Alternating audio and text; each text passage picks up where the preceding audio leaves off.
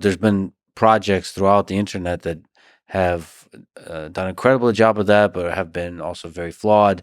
Like Wikipedia is an example of a big leap forward in doing that. It's pretty damn impressive. What's your overall take? I mean, I'm mostly impressed. So there's a few really powerful ideas for the people who edit Wikipedia.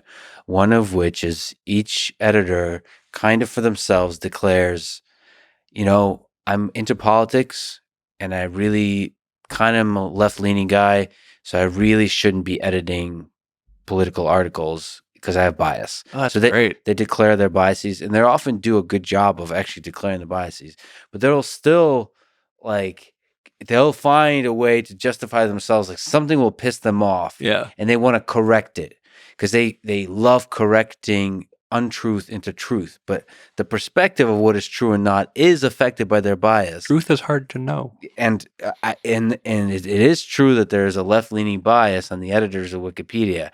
So for that, what happens is on articles, which I mostly appreciate, that don't have a political aspect to them,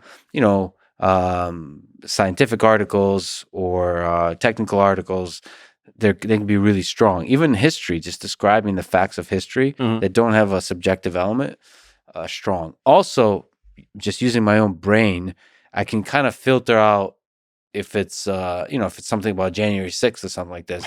I know I'm going to be like, I'm not, whatever's going on here, I'm gonna kind of read it, but most I'm going to look to other sources. I'm going to look to a bunch of different perspectives on it. It's going to be very tense. There's probably going to be some kind of bias. Maybe some wording will be such, which is where Wikipedia does its thing.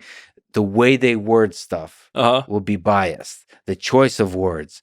But the Wikipedia editors themselves are so self-reflective. They literally have articles describing these very effects of how you can use words to inject bias in all the ways that you talk about. That sounds healthier than most environments. It's incredibly healthy, but I think you could do better. One of the big flaws of Wikipedia, to me, that community notes on X does better, is the accessibility of becoming an editor. It's difficult to become an editor, and it's not as visible, the process of editing. So I would love, like you said, a stream for everyone to be able to observe this debate between people with integrity of when they discuss things like January 6th or very controversial topics, to just see how the process of the debate goes, as opposed to being hidden in the shadows, which it currently is in Wikipedia. You can access it, it's just hard to access. And I've also seen how they will use certain articles, like on certain people, like articles about people, I've learned to trust less and less. Yeah.